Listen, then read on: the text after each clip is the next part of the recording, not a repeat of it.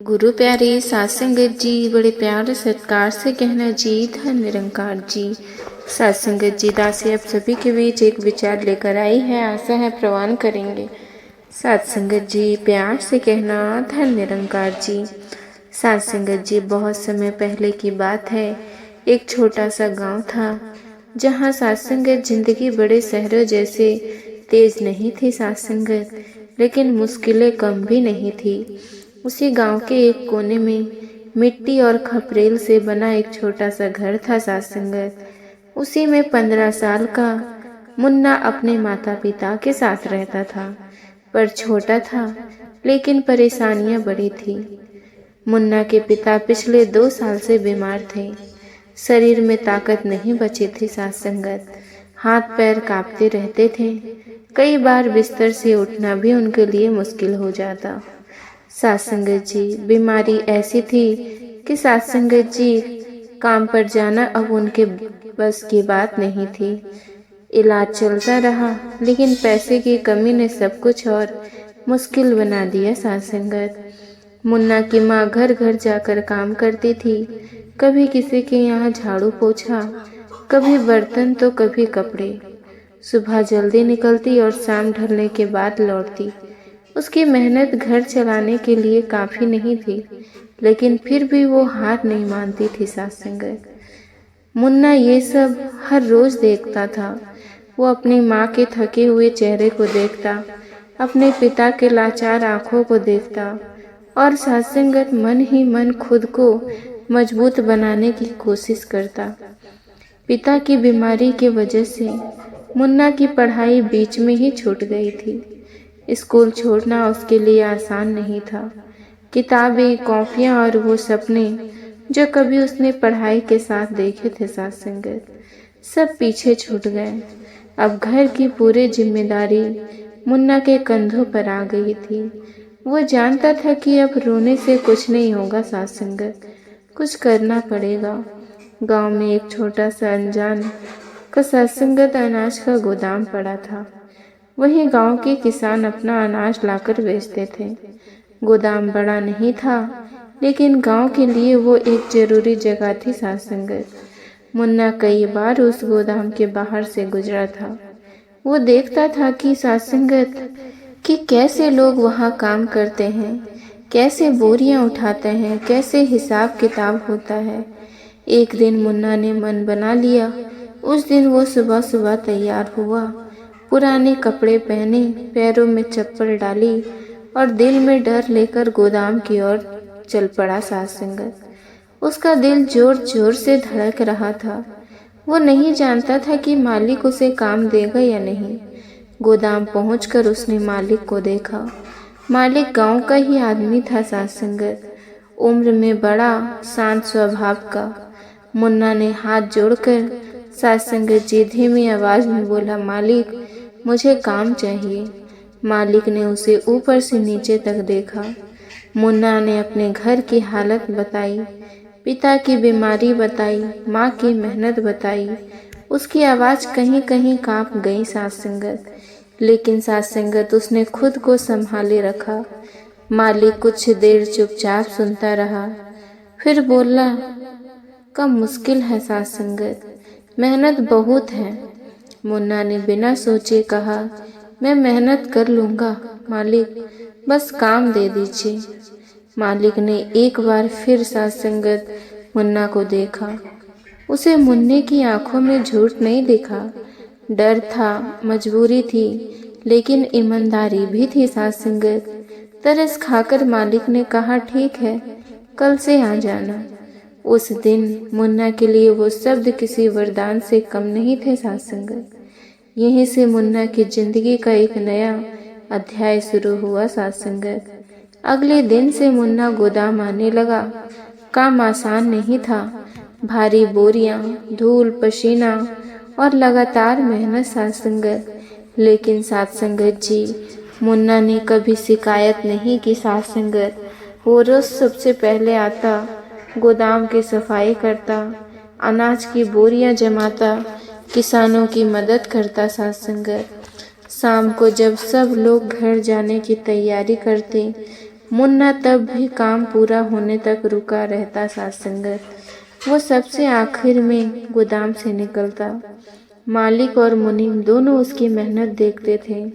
मुनीम कई बार कहता, लड़का सीधा है, काम में जान लगा देता है।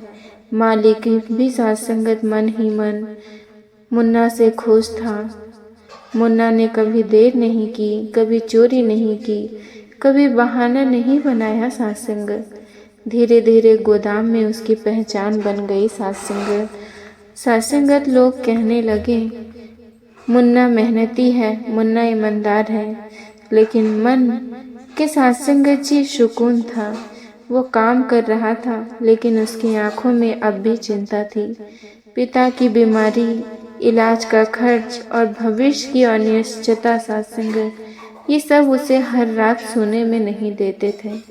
फिर भी वो हर सुबह उठता, खुद को संभालता और काम पर चला जाता सत्संगत, क्योंकि उसके पास कोई और रास्ता नहीं था। सत्संगत जी, मुन्ना की जिंदगी अब एक सत्संगत तय लय में चलने लगी थी।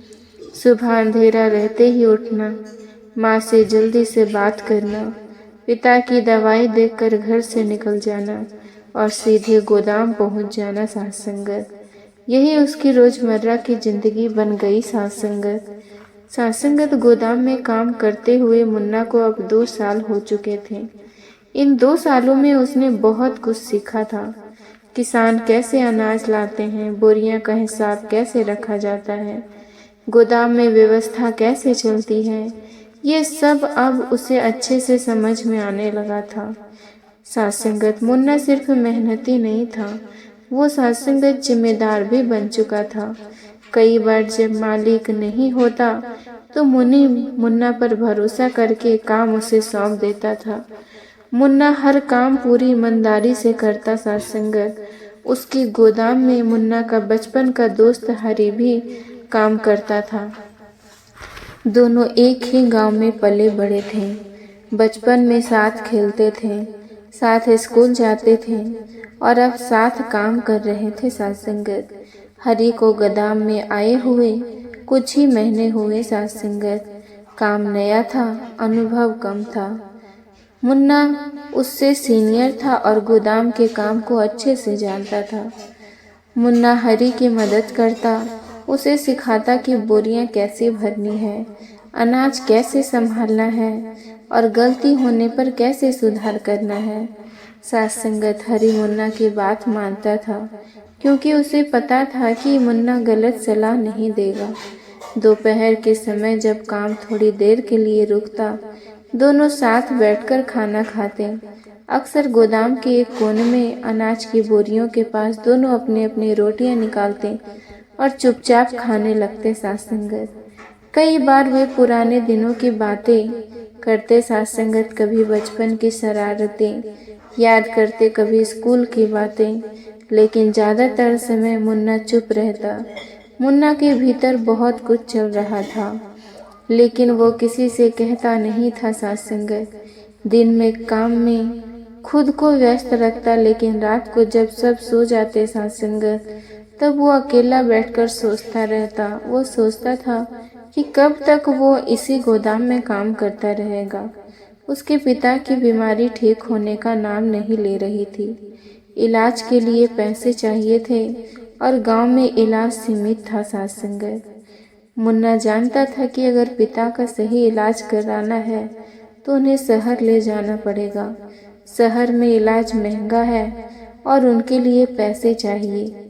सिर्फ गोदाम की मजदूरी से वो सब कुछ संभव नहीं लग रहा था सत्संगत। मुन्ना के मन में सपने थे। वो शहर जाना चाहता था। वो चाहता था कि पहले पिता का इलाज कराएं, फिर कोई बेहतर काम सीखें और धीरे धीरे अपना कोई छोटा सा काम शुरू करें। लेकिन सत्संगत, वो ये बातें किसी से कहता नहीं था। उसे लगता था कि सपने कहने से पूरे नहीं होते, बल्कि मेहनत करने से पूरे होते हैं।